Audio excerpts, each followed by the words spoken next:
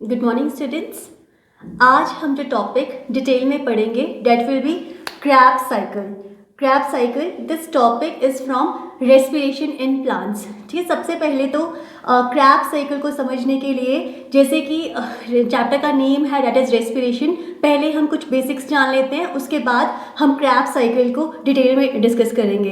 This is very important topic net के लिए and other competitive exams के लिए। इस चैप्टर में जैसे कि ग्लाइकोलाइसिस है, क्रैब साइकिल है, तो ये दोनों बहुत इंपॉर्टेंट टॉपिक है। And after watching this video I am 100% sure कि बेस्ड ऑन क्रैब साइकिल आप कोई भी क्वेश्चन जो है उसको ईजिली सॉल्व कर लोगे। ठीक है, तो सबसे पहले तो हम समझते हैं कि what is the meaning of respiration. Respiration का क्या मतलब है? सो यू शुड नो कि जो रेस्पिरेशन की प्रोसेस है वो किससे रिलेटेड होती है। रेस्पिरेशन की प्रोसेस एनर्जी से रिलेटेड होती है। रेस्पिरेशन को समझने के लिए जैसे बिल्कुल सिंपल टर्म्स में हम रेस्पिरेशन को समझ सकते हैं। You will be knowing about photosynthesis. हम सब जानते हैं कि प्लांट्स जो है, प्लांट्स फोटोसिंथेसिस करते हैं। तो प्लांट्स फोटोसिंथेसिस करते हैं, डेट मीन्स कि लाइट की प्रेजेंस में वो अपना फूड बनाते हैं। तो हमें बताइए कि जो प्लांट्स किस तरह से फूड को बनाते हैं, जैसे CO2 वाटर जो उनके सराउंडिंग्स में प्रेजेंट होती है, उसको यूज़ करके light in the presence of sunlight, chlorophyll pigment को वो यूज़ करते हैं और अपना food in the form of simple sugar prepare करते हैं। मतलब ग्लूकोज की फॉर्म में वो फूड को प्रिपेयर करते हैं और ऑक्सीजन वहाँ पे as a by product release होती है। तो जैसे फोटोसिंथेसिस के प्रोसेस में ग्लूकोज बनता है, रेस्पिरेशन की प्रोसेस में जो ग्लूकोज है उसका क्या होता है, उसका ब्रेक डाउन होता है। जो ग्लूकोज है वो ब्रेक डाउन होता है, और ये जो ग्लूकोज का ब्रेक डाउन होता है वो कैसे होता है, वो स्टेप वाइज मैनर में होता है। मतलब रेस्पिरेशन की प्रोसेस एनर्जी से कंसर्न है, जो एनर्जी रिलीज है उससे कंसर्न है, और रेस्पिरेशन की प्रोसेस में जो ग्लूकोज है उसका ब्रेक डाउन होता है और जो एनर्जी है वो रिलीज होती है। तो दैट इज रेस्पिरेशन। ठीक है, फिर जो रेस्पिरेशन है, रेस्पिरेशन फर्दर 2 टाइप्स की होती है। वन इज एरोबिक और दूसरी जो है डेट इज एनारोबिक। तो जो हमारा टॉपिक है crab cycle, that is from aerobic respiration. So जो एरोबिक रेस्पिरेशन है वो ऑक्सीजन की प्रेजेंस में होती है, जो एनारोबिक है वो ऑक्सीजन की एब्सेंस में होती है। सो जो स्टेप्स हैं in case of this aerobic and anaerobic respiration हमें पता होना चाहिए। जो स्टेप्स हैं जैसे आप देख सकते हो यहाँ पे, first one is glycolysis. These are the steps of aerobic respiration. पहला है हमारे पास ग्लाइकोलाइसिस। फिर एरोबिक रेस्पिरेशन में सेकेंड स्टेप हमारे पास होगा लिंक रिएक्शन। देन हमारे पास जो नेक्स्ट स्टेप होता है that is Krebs cycle.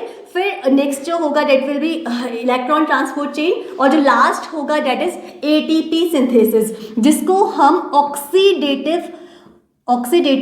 Phosphorylation भी कह सकते हैं। ठीक है, ऑक्सीडेटिव फॉस्फोराइलेशन। ऑक्सीडेटिव मतलब ऑक्सीजन की प्रेजेंस में होगा, फॉस्फोराइलेशन मतलब ऑक्सीजन की प्रेजेंस में जो फॉस्फेट है वो ऐड होगा और हमारे पास ATP बनेगा। तो ATP सिंथेसिस को हम फॉस्फोराइलेशन भी कहते हैं। तो जो ये एरोबिक रेस्पिरेशन है उसमें टोटल 5 स्टेप्स हैं, और एनारोबिक रेस्पिरेशन में हमारे पास 2 ही स्टेप हैं, एक ग्लाइकोलाइसिस और दूसरा जो है that is fermentation. Anaerobic respiration और जो एरोबिक रेस्पिरेशन का कॉमन स्टेप है दैट इज ऑल्सो इम्पॉर्टेंट। तो यहाँ पे दोनों में हम देख सकते हैं जो कॉमन है वो क्या है, वो है ग्लाइकोलाइसिस। और ग्लाइकोलाइसिस का क्या मतलब होता है कि ग्लाइको वर्ड जो है वो किससे रिलेटेड होता है, ग्लूकोज से रिलेटेड। तो ग्लाइको वर्ड हुआ ग्लूकोज से रिलेटेड, और लाइसिस मतलब स्प्लिटिंग। तो यहाँ पर ग्लूकोज की क्या होगी, स्प्लिटिंग होगी, ग्लूकोज का ब्रेकडाउन होगा और हमारे पास क्या बनता है, 2 मॉलिक्यूल्स ऑफ पाइरुविक एसिड। तो सबसे पहले ग्लाइकोलाइसिस में 2 मॉलिक्यूल्स पाइरुविक एसिड के बनेंगे, तब वो लिंक रिएक्शन में एंटर होंगे और वो क्या बनाएंगे, वो बनाएंगे एसिटाइल कोएंजाइम A को। एंड फाइनली ये एसिटाइल कोएंजाइम A जो है वो क्रैब साइकिल में एंटर होगा, जिस क्रैब साइकिल को हम अभी डिटेल में with the help of trick हम इसको स्टडी करेंगे। तो जो क्रैब साइकिल है, crab cycle, the trick to remember this Krebs cycle. सबसे पहले क्रैब साइकिल के और कौन से नेम्स हैं। One is this citric acid cycle. Krebs cycle को हम सिट्रिक एसिड साइकिल भी बोलते हैं क्योंकि यहाँ पे पहला जो स्टेबल प्रोडक्ट होता है वो क्या होता है, that is citric acid. Citric acid होता है और इसमें जो है 3 कार्बोक्सिलिक एसिड ग्रुप्स होते हैं, इसीलिए इसका और जो नेम है that is TCA cycle, that is try carboxylic acid cycle भी क्रैब साइकिल को ही बोलते हैं। तो पहले स्टेबल प्रोडक्ट के बेसिस पे सिट्रिक एसिड, उसमें 3 कार्बोक्सिलिक ग्रुप्स हैं, इसीलिए इसको try carboxylic acid, and on the basis of its discoverer, जिसने उसको डिस्कवर किया है हेंस क्रैब ने, इसलिए इसको हम क्रैब साइकिल भी बोलते हैं। So locations are also very important, कहाँ पे इसकी ये प्रोकैरियोट्स में होती है, कहाँ पे यूकैरियोट्स में होती है। तो प्रोकैरियोट्स में ये साइटोप्लाज्म में होती है, और जो यूकैरियोट्स है, यूकैरियोट्स में माइटोकॉन्ड्रिया के मैट्रिक्स में होती है क्रैब साइकिल। माइटोकॉन्ड्रियल मैट्रिक्स में यूकैरियोट्स में होगी, और प्रोकैरियोट्स में जैसे ये जो मेम्ब्रेन बाउंड ऑर्गेनीज है वो नहीं प्रेजेंट होती है, तो प्रोकैरियोट्स के केस में साइटोप्लाज्म में होती है। फिर अब क्रैब साइकिल को हम डिस्कस करेंगे तो हमें पता होना चाहिए कि इस साइकिल में एग्जैक्टली हमने क्या पढ़ना है, कौन से स्टेप्स हमें जो है वो याद रखने हैं। तो हर एक जो स्टेप है दैट इज इम्पॉर्टेंट, उससे क्वेश्चन बनता है, जैसे कि सीक्वेंस ऑफ स्टेप्स। अब टोटल क्रैब साइकिल में हम देखेंगे 10 स्टेप्स हैं, तो 10 स्टेप्स हैं तो उसका सीक्वेंस हमें पता होना चाहिए कि कौन सा पहले आएगा, कौन सा जो स्टेप है वो बाद में आएगा। तो जो सीक्वेंस है दैट इज ऑल्सो इम्पॉर्टेंट। फिर देन एंजाइम साइकिल है, तो साइकिल में एंजाइम्स बहुत इंपॉर्टेंट रोल प्ले करते हैं, तो जो एंजाइम्स है दे आर इंपॉर्टेंट। देन कौन से स्टेप्स में कौन से रिड्यूस्ड कोएंजाइम्स होते हैं, जैसे रिड्यूस्ड कोएंजाइम्स, तो इनका क्या फंक्शन होता है, इनका फंक्शन होता है जो इलेक्ट्रॉन्स को लेना, जो प्रोटॉन्स है उनको एक्सेप्ट करना, वो रिड्यूस्ड कोएंजाइम्स का फंक्शन होता है। तो रिड्यूस्ड कोएंजाइम में जैसे यहाँ पे कौन से रिड्यूस्ड कोएंजाइम होंगे, NAD होगा, FAD जो है वही यहाँ पे रिड्यूस्ड कोएंजाइम्स की तरह यूज होते हैं। तो किस स्टेप में ये यूज होंगे वो भी आपको पता होना चाहिए। एंड लास्ट जो है that is carbon, number of carbon, किस इंटरमीडिएट में कितने कार्बन नंबर है, जैसे जो स्टेबल प्रोडक्ट है उसमें कितने कार्बन नंबर है, या फिर बीच में ये जो हमने एसिड्स हैं उनमें कितना कार्बन नंबर है। तो बेस्ड ऑन कार्बन नंबर भी एग्जाम में क्वेश्चन पूछा जाता है। कार्बन नंबर वेरी करेगा, हम देखेंगे कार्बन नंबर जो है वो वेरी करेगा 4 to 6, 4 to 6 जो है वही कार्बन नंबर इस साइकिल के इंटरमीडिएट्स में एज वेल एज जो प्रोडक्ट है स्टेबल प्रोडक्ट उसमें प्रेजेंट होगा। और लास्ट जो है दैट इज एम्फीबॉलिक पाथवे। तो हमें पता होना चाहिए कि जो क्रैब साइकिल है वो एक एम्फीबॉलिक पाथवे है, जैसे आपको कैटाबॉलिज्म, एनाबॉलिज्म के बारे में पता होगा। कैटाबॉलिज्म मतलब जहाँ पे डिस्ट्रक्टिव प्रोसेस होगी, कैटाबॉलिज्म जहाँ पे जो है वो ब्रेक डाउन होगा, दैट इज कैटाबॉलिज्म। एनाबॉलिज्म जहाँ पे सिंथेसिस होगी, जैसे कि एनाबॉलिज्म फोटोसिंथेसिस जो है वो एनाबॉलिज्म है, जहाँ पे फूड बनता है। जो रेस्पिरेशन है जनरली वो कैटाबॉलिज्म होगा, जहाँ पे ब्रेक डाउन होगा इसका ग्लूकोज का। तो एम्फीबॉलिक का मतलब कि यहाँ पे कैटाबॉलिज्म भी होगा एज वेल एज एनाबॉलिज्म भी। जैसे जो ब्रेक डाउन है वो तो होगा ही होगा, लेकिन जो इसके इंटरमीडिएट्स है वो और जगह भी यूज होते हैं, तो इसीलिए कैटाबॉलिज्म एनाबॉलिज्म दोनों पाथवेज इसमें होते हैं, इसीलिए हम क्रैब साइकिल को बोलते हैं कि दिस इज एम्फीबॉलिक पाथवे। तो this is also very important step in Krebs cycle का बहुत इंपॉर्टेंट पॉइंट है ये। फिर जो क्रैब साइकिल है, टोटल क्रैब साइकिल 10 स्टेप्स में कंप्लीट होगी, तो वो 10 स्टेप्स को याद करने के लिए हमारे पास एक सिंपल सी ट्रिक है जिससे हम इस सीक्वेंस को बहुत इजीली ध्यान में रख सकते हैं। तो ट्रिक सिंपल सी है, दैट इज क्या ट्रिक है, cricket club of India organised a camp selecting 15 members only. ठीक, सिंपली जो क्रिकेट क्लब है इंडिया का, उन्होंने एक कैंप लगाया जिसमें उन्होंने 15 मेंबर्स उनको सिलेक्ट किया, तो दैट इज अ ट्रिक। तो फर्स्ट जैसे क्रिकेट से हमारे पास क्या है, CIT से हम ध्यान रख सकते हैं सिट्रिक एसिड को, first one is citric acid. Club से हमारे पास आ जाएगा सिस एकोनिटिक एसिड। देन थर्ड जो है दैट इज इंडिया से हमारे पास आ जाएगा isocitric acid, that is from India. Organise से हमारे पास आ जाएगा oxalosuccinic acid. Then comes camp, तो जनरली हम CAMP लिखते हैं, जस्ट टू रिमेंबर दिस, हमने जो स्पेलिंग है वो लिखी है KAMP, तो डेट विल बी कैंप से हमारे पास होगा अल्फा कीटोग्लूटारिक एसिड। ठीक है, K से हमारे पास हो जाएगा ketoglutaric acid. Then comes this selecting, तो यहाँ से हमारे पास 2 है, दोनों सीक्वेंस में होंगे। First one is succinyl coenzyme A, उसके बाद हमारे पास नेक्स्ट इंटरमीडिएट जो आएगा that will be succinic acid. Then comes this 15, तो इससे हमारे पास आ जाएगा फ्यूमेरिक एसिड, एम से हमारे पास आ जाएगा मैलिक एसिड, एंड जो ओनली है ओ से हमारे पास आ जाएगा oxalo acetic acid. Oxalo acetic acid जो है date will B only say हमारे पास ये आ जाएगा। ठीक है, फिर अब ट्रिक से हम बहुत इजीली इन स्टेप्स को याद रख सकते हैं। डेट मीन्स कि अब हम इसी ट्रिक की हेल्प से हम स्क्रैप साइकिल को साइक्लिक फॉर्म में बनाएंगे और ये एक जो सीक्वेंस है वो फॉलो होगा। लेकिन एक इम्पॉर्टेंट पॉइंट जो यहाँ पे है, नंबरिंग आपने ध्यान में रखनी है कि जो फर्स्ट नंबरिंग है वो हम किसको देते हैं, वो हम देते हैं, ठीक है, ओनली से। जैसे लास्ट वर्ड हमारे पास ओनली है ऑक्सैलो एसिटिक एसिड, तो इसको हम फर्स्ट नंबरिंग देंगे। और जो जो सिट्रिक एसिड है, सिट्रिक एसिड को हम जो है वो सेकेंड नंबरिंग देंगे। सिट्रिक एसिड जो है वो हमारे पास सेकेंड नंबर में होगा।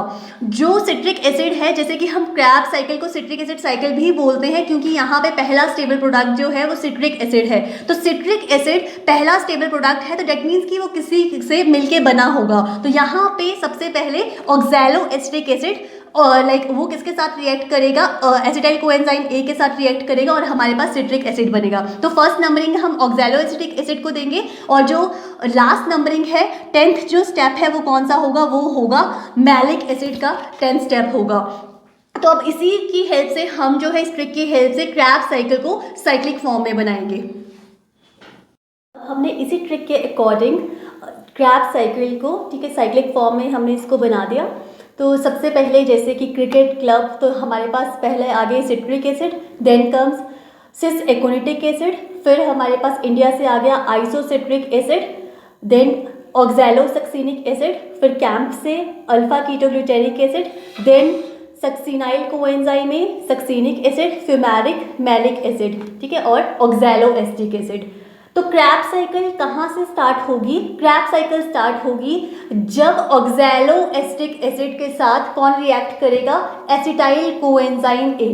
ठीक है, हमने देखा था कि ग्लूकोज की स्प्लिटिंग होगी और हमारे पास दो मॉलिक्यूल्स बनेंगे, किसके, पाइरुविक एसिड के, जिसको हम कहते हैं ग्लाइकोलिसिस। तो पाइरुविक एसिड में कार्बन नंबर कितना होता है, 3 कार्बन होते हैं। फिर लिंक रिएक्शन होगा एरोबिक रेस्पिरेशन में, second step. As a result हमारे पास क्या बनेगा, एसिटाइल कोएंजाइम ए बनता है जिसमें होते हैं 2 कार्बन। तो 2 carbon containing acetyl coenzyme A react करेगा 4 carbon containing oxalo acetic acid के साथ। अब ऑक्सैलो एसिटिक एसिड में 4 कार्बन है, दिस इज ऑल्सो इम्पॉर्टेंट। तो इसको हम, जैसे हम फोटोसिंथेसिस पढ़ते हैं, इससे पहले चैप्टर हमने जो कवर किया था डेट वाज फोटोसिंथेसिस, तो वहाँ पे हम C4 साइकिल, ठीक है, बहुत इंपॉर्टेंट टॉपिक है C4 साइकिल, C4 पाथवे, या फिर हम उसको हैच एंड स्लैग पाथवे भी कहते हैं। तो C4 साइकिल को हम C4 साइकिल कहते हैं क्योंकि वहाँ पे पहला स्टेबल प्रोडक्ट जो है वो 4 कार्बन कंटेनिंग होता है, that is oxalo acetic acid होता है। तो आप सिंपली ध्यान में रख सकते हो कि ऑक्सैलो एसिटिक एसिड में 4 कार्बन है और एसिटाइल कोएंजाइम ए में 2 कार्बन है। तो 4 carbon containing oxalo acetic acid react करेगा 2 carbon containing acetyl coenzyme A के साथ। तो ये कंडेंसेशन रिएक्शन होगा और हमारे पास जो बनेगा that will be citric acid. तो यहाँ पे सिट्रिक एसिड जो है वो पहला स्टेबल प्रोडक्ट है, इसीलिए इस साइकिल को हम सिट्रिक एसिड साइकिल भी कहते हैं। और इसमें 3 कार्बन होते हैं, इसीलिए हम इसको ट्राई कार्बोक्सिलिक एसिड साइकिल भी कहते हैं। तो दिस इज फर्स्ट स्टेप। और यहाँ पे जैसे सिट्रिक एसिड बन रहा है तो बनने के लिए सिंथेसिस होती है, तो इसीलिए इस यहाँ पे एंजाइम होगा, सिट्रिक एसिड बना तो सिट्रेट सिंथेटेज। तो this is first step. Second, जब सिट्रिक एसिड से सिस एकोनिटिक एसिड बनेगा और जब सिस एकोनिटिक एसिड से आइसोसिट्रिक एसिड बनेगा। तो स्टेप्स तो हमने ट्रिक से लर्न कर लिए। अब हमें पता होना चाहिए एंजाइम दोनों में सेम है, आप देख सकते हो एकोनिटेज एंजाइम यहाँ पे है। अगेन नेक्स्ट स्टेप में एंजाइम जो है वो एकोनिटेज है। एकोनिटेज एंजाइम जो है इसको अपनी एक्टिविटी के लिए आयरन चाहिए होता है, this is also important hair. Enzymes की अगर हम बात करें, जैसे कि हम हर स्टेप में एंजाइम डिस्कस करेंगे, तो एंजाइम्स के लिए आपको ये भी पता होना चाहिए कि एंजाइम्स जो हैं क्रैब साइकिल के वो कहाँ प्रेजेंट होते हैं, वो होते हैं matrix of mitochondria. Mitochondrial matrix में, जैसे यूकैरियोट्स में माइटोकॉन्ड्रियल मैट्रिक्स में ही ये साइकिल होती है, तो माइटोकॉन्ड्रियल मैट्रिक्स में ही ये एंजाइम्स प्रेजेंट होते हैं। तो सभी जो एंजाइम्स हैं वो माइटोकॉन्ड्रिया के मैट्रिक्स में प्रेजेंट होते हैं। And this is very important question of exam कि जो सक्सिनिक डीहाइड्रोजिनेज है वो कहाँ प्रेजेंट होगा, तो वो होता है इनर मेम्ब्रेन ऑफ माइटोकॉन्ड्रिया, जहाँ पे इलेक्ट्रॉन ट्रांसपोर्ट चेन होती है, वहीं पे जो है वो ये एंजाइम प्रेजेंट होता है, that is succinic dehydrogenase. Otherwise सारे जो एंजाइम है माइटोकॉन्ड्रिया के वो कहाँ प्रेजेंट होंगे, वो मैट्रिक्स में ही प्रेजेंट होंगे। तो एंजाइम से रिलेटेड ये भी इंपॉर्टेंट है। देन हमारे पास नेक्स्ट आएगा आइसोसिट्रिक एसिड से जब ऑक्सैलोसक्सिनिक एसिड बनेगा, तो यहाँ पे एंजाइम है आइसोसिट्रेट डिहाइड्रोजिनेज। तो सबसे पहले तो जैसे कार्बन नंबर अभी आपको ध्यान में रखना है, तो कार्बन नंबर आप ध्यान में रख सकते हो, जब तक कोई भी डी कार्बोक्सिलेशन स्टेप नहीं होता है तब तक कार्बन नंबर जो है वो यही रहेगा। जैसे सिट्रिक एसिड में हमने देखा कि 6 कार्बन है, तो टिल जब सिट्रिक एसिड से ऑक्सैलोसक्सिनिक एसिड बना तब तक हमारे पास कोई भी डी कार्बोक्सिलेशन नहीं हुई, इसीलिए यहाँ पे कार्बन नंबर जो है वो सेम ही रहा, डेट इज 6 कार्बन। जी 6 कार्बन होंगे टिल ऑक्सैलोसक्सिनिक एसिड तक। फिर जहाँ पे भी अब आप देख रहे हो, जहाँ पे भी हमने रिड्यूस्ड कोएंजाइम्स यूज किए हैं, जैसे यहाँ पे हम एंजाइम कह रहे हैं आइसोसिट्रेट डिहाइड्रोजिनेज, तो जब भी हम रिड्यूस्ड कोएंजाइम का यूज करते हैं दैट मीन्स कि NAD का यूज करते हैं, ठीक है, NAD का यूज करते हैं या फिर FAD का यूज करते हैं। तो सिंपली आप ध्यान में रख सकते हो, जैसे हम नंबरिंग करेंगे तो कौन कौन से स्टेप में NAD यूज होगा और कौन से स्टेप में जो है वो FAD यूज होता है। तो NAD 3 स्टेप्स में यूज होगा, one is like 4th step, second होगा यहाँ पे 6th स्टेप और लास्ट 10th स्टेप में NAD से हमारे पास NADH2 बनेगा, ठीक है, रिडक्शन होगी, NADH2 प्रोड्यूस होगा। देन 8th स्टेप में हम किसका यूज़ करते हैं, 8th स्टेप में हम FAD का यूज़ करते हैं, फ्लेविन एडेनिन डाइन्यूक्लियोटाइड हम उसका यूज़ करते हैं, तो यहाँ पे FAD की रिडक्शन होगी, FADH2 बनेगा। तो इंपॉर्टेंट पॉइंट यहाँ पे ये है, जैसे एंजाइम्स को भी हमें रखने की ज़रूरत नहीं है, जहाँ पे पहले तो हमने सिंपली देख लिया कि सिट्रेट सिंथेटेज जहाँ पे सिट्रिक एसिड बना, नेक्स्ट स्टेप में हमारे पास ऑक्सैलो, जब नेक्स्ट स्टेप में हमारे पास एकोनिटेज है, फिर जहाँ पे भी NAD या FAD का यूज़ होता है वहाँ पे हमेशा जो एंजाइम है वो कौन सा होता है, डिहाइड्रोजिनेज एंजाइम होता है। जैसे 4th स्टेप में, 6th स्टेप में, 10th स्टेप में, 8th स्टेप में आप देखोगे चारों ही जगह हमारे पास जो एंजाइम है वो कौन सा है, दैट इज डिहाइड्रोजिनेज एंजाइम है हमारे पास, ठीक है। इनके एंजाइम्स हम इस तरह से कवर कर सकते हैं, सब जगह डिहाइड्रोजिनेज होगा और जो एंजाइम का नाम होगा वो इसके सबस्ट्रेट के बेसिस पे ही होगा। जैसे आइसोसिट्रिक एसिड से ऑक्सैलोसक्सिनिक एसिड बन रहा है हमारे पास, तो एंजाइम कौन सा है, that is isocitrate dehydrogenase, that will B isocitrate dehydrogenase. जैसे आप यहाँ देख सकते हो जब मैलिक एसिड से ऑक्सैलोएस्ट्रिक एसिड बन रहा है तो एंजाइम कौन सा है, मैलिक और साथ में डिहाइड्रोजिनेज। तो चाहे हम ग्लाइकोलाइसिस में देखें या फिर हम क्रैब साइकिल में देखें, जहाँ पे भी NAD FAD का यूज होता है एंजाइम हमेशा डिहाइड्रोजिनेज ही होता है। फिर नेक्स्ट हमारे पास स्टेप है जब ऑक्सैलोसक्सिनिक एसिड से हमारे पास बनेगा अल्फा कीटो ग्लूटारिक एसिड। तो जब अल्फा कीटो ग्लूटारिक एसिड बनेगा तो यहाँ पे हम देख रहे हैं डी कार्बोक्सिलेशन स्टेप है, मतलब यहाँ पे कार्बन डाइऑक्साइड रिमूव हो रही है। तो यहाँ पे सिंपली आप क्या करो, एक कार्बन जो है उसको डिक्रीज कर दो। तो अल्फा कीटो ग्लूटारिक एसिड में कितने कार्बन होंगे, इसमें 5 कार्बन होंगे। This is also very important, पूछते हैं एग्जाम में कि कौन सा ऐसा इंटरमीडिएट है क्रैब साइकिल में जिसमें 5 कार्बन होते हैं। तो this is only intermediate in Krebs cycle जिसमें 5 कार्बन होंगे। तो यहाँ पे जब अल्फा कीटोग्लूटारिक एसिड से हमारे पास सक्सिनाइल कोएंजाइम A बनेगा, अगेन हमारे पास यहाँ पे डी कार्बोक्सिलेशन स्टेप है, तो सक्सिनाइल कोएंजाइम में हमारे पास 4 कार्बन रह जाएंगे, ठीक है। तो that will be 4 carbon containing succinyl coenzyme A and till oxaloacetic acid. अब यहाँ पे कोई डी कार्बोक्सिलेशन स्टेप नहीं है तो carbon number will remain same, that will be 4 carbon. फिर नेक्स्ट है हमारे पास जब सक्सिनाइल कोएंजाइम A से हमारे पास बनेगा सक्सिनिक एसिड, तो यहाँ पे सक्सिनाइल कोएंजाइम A से जब सक्सिनिक एसिड बनता है तो आप देख सकते हो यहाँ पे हमारे पास ATP की सिंथेसिस होती है। तो ATP की जब भी सिंथेसिस होती है वहाँ पे एंजाइम कौन सा होता है, यहाँ पे होता है काइनेज एंजाइम। तो एंजाइम का नेम है दैट इज सक्सिनिक थायोकाइनेज जो है वो एंजाइम का नाम होगा, ठीक है। और ये जो ATP की सिंथेसिस होती है, जैसे इस बार भी आपको नीट में क्वेश्चन आया है कि कौन सा ऐसा स्टेप है क्रैब साइकिल में जहाँ पे लाइक सबस्ट्रेट लेवल फॉस्फोराइलेशन होती है। तो सबस्ट्रेट लेवल फॉस्फोराइलेशन का मतलब होता है डायरेक्ट ATP का बनना। जैसे यहाँ पे और किसी स्टेप में हमने नहीं लिखा है कि ATP से ATP बनेगा, लेकिन यहाँ पे हम देख रहे हैं कि ATP से डायरेक्ट हमारे पास ATP बन रहा है। तो यहाँ पे जो फॉस्फेट डोनर है वो सबस्ट्रेट ही होता है और ATP जो है वो लाइक फॉस्फेट की एडिशन होगी ADP में तब बनेगा, इसीलिए हम इसे क्या कहते हैं, हम कहते हैं सबस्ट्रेट लेवल फॉस्फोराइलेशन। तो दिस इज जब सक्सिनाइल कोएंजाइम A से हमारे पास पास सक्सिनिक एसिड बनेगा। तो ये जो स्टेप है ये कौन सा होगा, ये होगा substrate level phosphorylation step. This is also very important point. Then next है जब सक्सिनिक एसिड से फ्यूमेरिक एसिड बनेगा तो अगेन यहाँ पे एंजाइम हमारे पास सक्सिनिक डिहाइड्रोनेज है, क्योंकि हमने FAD जो रिड्यूसिंग पावर है उसका हमने यूज़ किया है, ठीक है। रिड्यूसिंग पावर जो कि हाइड्रोजन को या फिर इलेक्ट्रॉन्स को उनको एक्सेप्ट करेगी। देन नेक्स्ट जब फ्यूमेरिक एसिड से मैलिक एसिड बनेगा देन फ्यूमरेज एंजाइम होगा। और लास्ट वन जब मैलिक एसिड से ऑक्सैलोएस्टिक एसिड बनेगा तब हमारे पास, ठीक है, अगेन हम NAD का यूज़ कर रहे हैं तो एंजाइम कौन सा है, that is malic dehydrogenase enzyme होगा, ठीक है। और फाइनली साइकिल है तो जिससे स्टार्ट होती है वही फिर से रीजेनरेट होता है, तो फिर से हमारे पास यहाँ पे ऑक्सैलोएस्टिक एसिड बन गया है ताकि वो फिर से एंटर कर सके। तो ये this is all about the steps in crabs cycle. Enzymes जो है वो भी इंपॉर्टेंट है। देन जो बैलेंस शीट है, ठीक है, कितने ATP यहाँ पे गेन है, तो डायरेक्ट ATP तो हमने देख लिया। अगर हम एक साइकिल इस 1 टर्न में देखें तो हमारे पास कितना है ATP गेन, 1 ATP गेन होगा। लेकिन जैसे क्रैब्स साइकिल, ये जो क्रैब्स साइकिल हमने देखी है, हमने देखी एक टर्न के साथ, मतलब यहाँ पे हमने देखा कि एक एसिटाइल कोएंजाइम A जो है वो एंटर किया है, उसके थ्रू हम इस क्रैब्स साइकिल को देखते हैं। लेकिन टोटल क्रैब्स साइकिल जो है वो 2 टर्न्स में कंप्लीट होती है, क्योंकि ग्लूकोज से जब पाइरुविक एसिड बनता है तो यहाँ पे हमारे पास 2 मॉलिक्यूल्स होते हैं। अगर 2 पाइरुविक एसिड एंटर करेंगे लिंक रिएक्शन 2 पाइरुविक एसिड से होगा तो फाइनल लिंक रिएक्शन में भी हमारे पास कितने बनते हैं, हमारे पास बनेंगे 2 एसिटाइल कोएंजाइम में, ठीक है। अभी हमने एक एसिटाइल कोएंजाइम A को एंटर किया और अगर हम 2 एसिटाइल कोएंजाइम A को एंटर कर दें तो हमारे पास जो भी हमारे पास बैलेंस शीट है वो क्या हो जाएगा, वो डबल बन जाएगा। ATP गेन जो है वो डबल हो जाएगा। जैसे कि ATP गेन अब हम देख लेते हैं, तो ATP गेन के लिए हमें पता होना चाहिए सिंपली, जैसे एक NAD से हमें 3 ATP मिलते हैं, एक FAD से हमें 2 ATP मिलते हैं। तो जब एक NAD से हमें 3 ATP मिलते हैं तो हमने देख लिया कि 4th स्टेप में, 6th स्टेप में और 10th स्टेप में हमारे पास NAD का यूज़ होता है। तो डैट मीन्स कि 3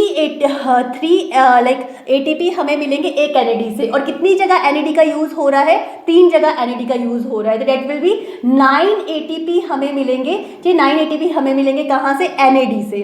NAD से जो ATP गेन होगा वो कितना होगा, वो होगा 9 ATP। और जो FAD से ATP गेन होगा, FAD हम देखते हैं सिर्फ एक स्टेप में हम यूज़ करते हैं, 8th स्टेप में हम FAD का यूज़ करते हैं। तो एक FAD से हमें 2 ATP मिलते हैं, तो 1 इंटू 2 जो है डेट विल बी 2 ATP एक FAD से हमें गेन होगा। एंड जो हमें गेन होगा डायरेक्ट ATP, तो एक बार अगर हम एक टर्न की बात करें तो यहाँ पे हमारे पास डायरेक्ट ATP गेन जो है वो कितना होगा, 1 ATP। तो डायरेक्ट ATP जो है जिसको हमने सबस्ट्रेट लेवल फॉस्फोराइलेशन भी कहा, तो direct ATP gain Krebs cycle में कितना होता है, 1 ATP। तो टोटल अगर हम करें यहाँ पे तो हम देख सकते हैं कि टोटल ATP गेन हमारे पास कितना आएगा, टोटल ATP गेन हमारे पास आएगा 12 ATP।